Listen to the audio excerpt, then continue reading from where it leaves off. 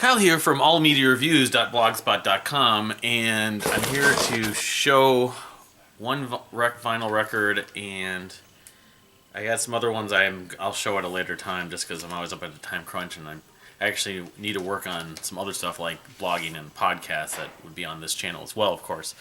But I will maybe go into one or two other things like a concert. Like I'm wearing my new Kimbra shirt, or attire, apparel, merch. I saw her this past week at the Cedar Cultural Center. I wrote up a whole long spiel on the blog about it. Good show. It was the fourth time I've seen Kimbra. She played 9 out of 12 songs off her new record, Primal Heart, which comes out now April 20th. Was originally supposed to be released at the end of January, I think. Very electronic. Even the arrangements of some of her older songs like Two-Way Street and Settle Down were different. A lot of visuals and stuff like that. She even played a little guitar. It's a good show, but it was definitely different. I went with the wife, and she was less than thrilled. But the vinyl record I'm going to show is this record I mentioned on, I think it was Twitter and Facebook. Yeah, I think I mentioned it both on both of them. Shadow Gallery's self-titled demo, debut, EP, whatever you want to call it. The self-titled from 1992. And Shadow Gallery, progressive metal band on the Magna Carta label, then later ended up on Inside Out Music, both in America and in Europe. But they're from Pennsylvania, I believe. Put out, I don't know how many records, 5 or 6 in the 90s and early to mid 2000s. And then one, I think it was 2008, 2010, something late 2000s. Anyway, this is their debut album, though. The one thing I will not discount about it, or not forget to mention, or just stress, is it does not actually have a drummer. It's got only a drum machine. That's why maybe the band still considers it a demo. But the arrangements on this record are fantastic.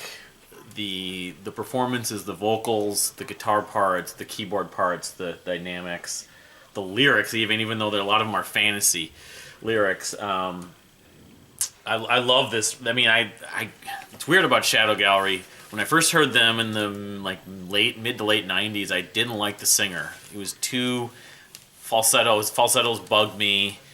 And I don't know what it was. I wanted to like them and I didn't. I got into Enchant, who was also a Magna Carta label band, around the same time or a little bit after. And then, because Magna Carta had Dream Theater's side project Liquid Tension Experiment, and they also had those tribute albums, the Yes and Genesis tribute albums, and the Rush one, which had a lot of almost all the Dream Theater members. So you'd get the inserts with other bands to check out and suggestions, and so I talked to a friend online. It was the late 90s about Shadow Gallery, and some people on an email list too. This one guy named Bjornar on an Epigram email list talked about how great Shadow Gallery was, even though you may not like the vocals, but the vocals eventually did grow on me, and I grew to love the singer Mike Baker. The sad thing is Mike Baker sang on all the Shadow Gallery albums and the tribute songs they did on the Yes and the Genesis tributes when they did Entangled and Release. He passed away, I think it was 2008, unfortunately, of like a heart failure. He was only like 45.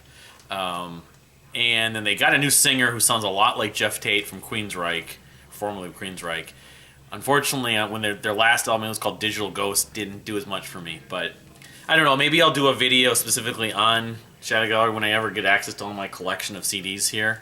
But I don't know if they have any other vinyl. This might be the only one. And while I love a lot of their records, this is the record I've always enjoyed, despite the fact it has a drum machine. I think they need to go back and re-record it, or have drums recorded and mixed into the performances on this. The Dance of Fools, Mystified, Dark Town, Say Goodbye to the Morning. The choruses, and they get stuck in your head. They're so catchy. This also has the line, I believe, on one of these songs, and it might be Say Goodbye to the Morning. I just called to say I love you. I always can't avoid thinking of the Stevie Wonder song. And of course, the closing 17-minute epic, The Queen of the City of Ice, which is great for winter, which right now we're the thick of winter in February.